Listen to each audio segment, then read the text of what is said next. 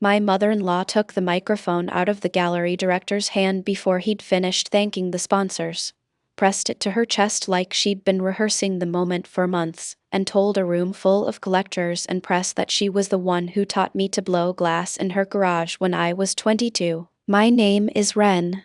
My husband is Adrian. My mother-in-law is Paulette, and in the 11 years I've known her, I have never once seen her stand within 6 feet of an open kiln, let alone hold a blowpipe. That detail matters more than it sounds like it should, and I promise it comes back around before the night is over. I own Hollow Flame, a hot shop and teaching studio in a converted brick warehouse that used to be a tannery. I started there as a 19-year-old sweeping floors and loading the annealer overnight in exchange for one free lesson a week, because that was the only way I could afford tuition. The man who actually taught me to blow glass was Sal Ferreira, Hollow Flame's founder, a barrel-chested Portuguese-American who'd been running that furnace for 31 years and who signed off on every student's first solo gather himself, in green grease pencil, on a roster he kept taped inside the tool cabinet, because he said memory was the least reliable material in the building. Tonight was the studio's biggest night since I bought it from Sal 3 years ago. The unveiling of the new gallery wing. 4 years of saved-up revenue poured into a proper exhibition space so the pieces we made didn't have to sit in a warehouse hallway anymore. Local press was there. Collectors who'd bought from us for a decade were there. My whole staff, in matching black aprons, was there. And Paulette was there, in the second row, in a blazer she'd clearly bought for the occasion. The claim didn't start tonight. It started about a year and a half ago, at a smaller open house, when Paulette told one of my newest students, a shy accountant named Denny who'd signed up for 6 beginner sessions, that she'd started Ren off on glass back when I was too young to know what I was doing. Denny mentioned it to me afterward, half as a compliment to her, assuming it was true. I laughed it off. Paulette had never mentioned teaching me anything in the first 10 years I'd known her. It kept happening in small doses after that. At Thanksgiving, she told my aunt that she'd gotten me into glasswork. At Adrian's office holiday party, she told his coworkers she used to have a little furnace in her old backyard in Ohio, which is not a thing you can casually have, and that she'd shown me the ropes there before I ever met Sal. Adrian rolled his eyes every time and told me to ignore her, that this was just Paulette wanting a piece of something she found impressive. I mostly did ignore it, because arguing with Paulette about anything cost more energy than it was worth, and because for a long time it only reached people who didn't matter to my business. That changed about 4 months ago, when Paulette started showing up to my Saturday beginner classes uninvited, standing at the back of the room with her arms crossed and correcting my students' hand positions in a voice loud enough for the whole room to hear. Not like that, sweetheart, hold it the way I taught Ren. My students didn't know what to make of it. 2 of them later asked my studio manager, Iris, if Paulette used to work there. Iris told me about it that same night, visibly annoyed on my behalf, and asked if she should say something to Paulette directly. I told her not yet. I still thought this was vanity, not sabotage, and I didn't want a public fight with my husband's mother over something that felt, at the time, more embarrassing than dangerous. The turn happened when Paulette gave an interview. Our local paper, the Millbrook Courier, was doing a feature on the gallery wing ahead of tonight's unveiling, and the reporter, a nice enough kid named Owen who'd clearly never covered anything more contentious than a bake sale, asked around the studio for color, anyone with an interesting angle on my origin story.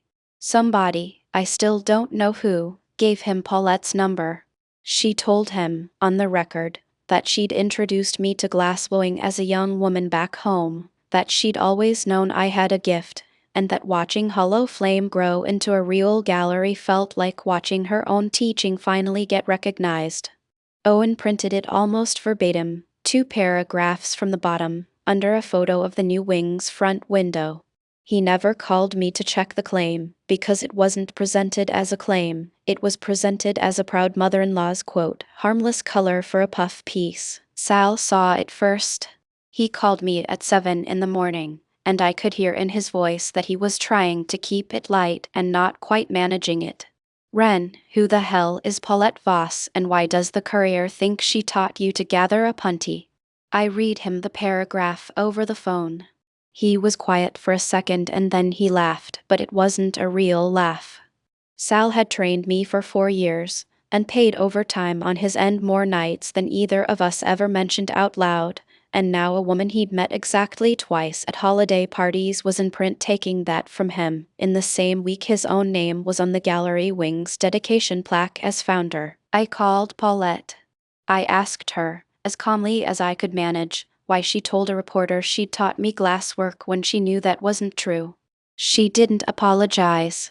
She said she'd always felt like she'd been part of my journey, that she used to take me to craft fairs as a teenager, which had happened exactly twice, both organized by my own mother, not her, and that she didn't see what the big deal was if it made a nicer story for the paper.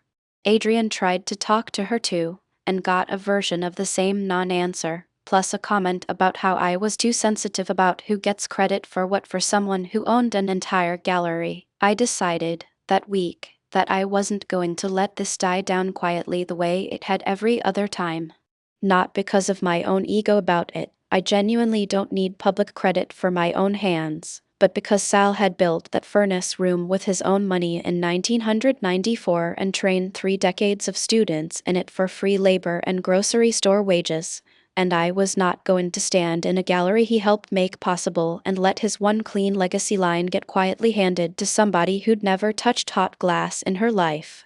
So I went looking for the one thing that would settle it without a shouting match, the original enrollment roster from my very first semester, the one Sal still kept in the tool cabinet, the one with my name on it in his green grease pencil, dated the September I turned 19, next to 11 weeks of attendance checkmarks and a tuition balance I'd paid off $4 at a time from tip money. I found it exactly where it had always been.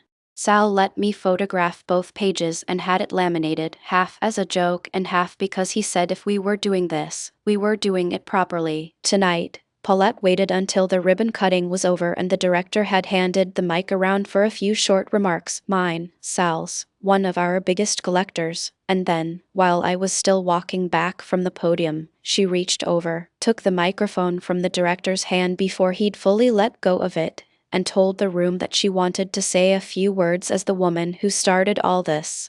She said she taught me glassblowing in her garage before I ever set foot in Hollow Flame, that watching this gallery open was like watching her own dream come true through me, and that she hoped everyone would remember, when they admired the work on these walls, whose hands had first shown mine what to do. The room did the polite thing a room full of strangers does when a stranger's older relative says something sentimental at a podium. A soft round of applause, a few awas, someone's phone lifted to film it. My staff, who knew better, went very still. Iris looked at me.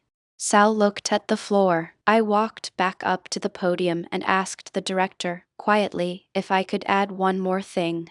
He handed me the mic without hesitation, since he had no idea anything was wrong. I told the room that I loved my mother-in-law, and that I understood why a story like the one she'd just told was a nice one to want to be part of.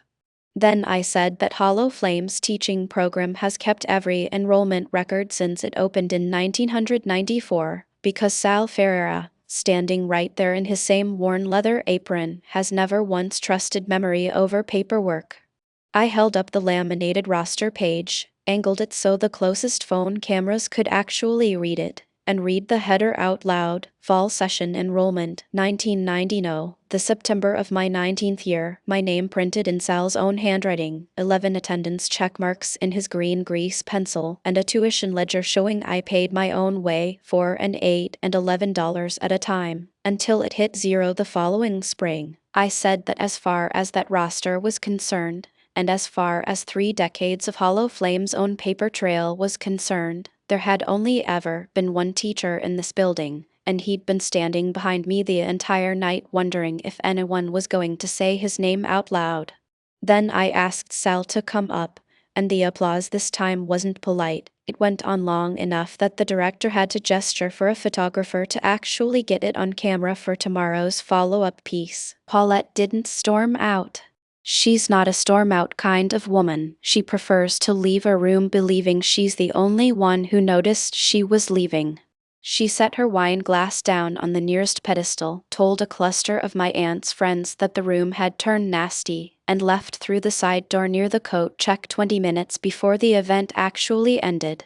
Adrian found her in the parking lot and they had a conversation I wasn't part of and don't need to be. He told me afterward, in the car, that he'd finally said out loud what he should have said 18 months ago, that she doesn't get to keep doing this, and that the next time she tries to rewrite what happened in front of people who matter to us, he's not going to soften it for her afterward the way he has every other time. Owen from the Courier ran a short follow-up online 2 days later, correcting the record and quoting Sal directly this time, along with a photo of the roster page. Paulette hasn't mentioned the garage furnace in Ohio since. She still comes to family dinners, and Adrian and I have decided we're not going to make a production out of freezing her out, because that's its own kind of exhausting, and because I'd rather spend that energy running a gallery than managing a feud.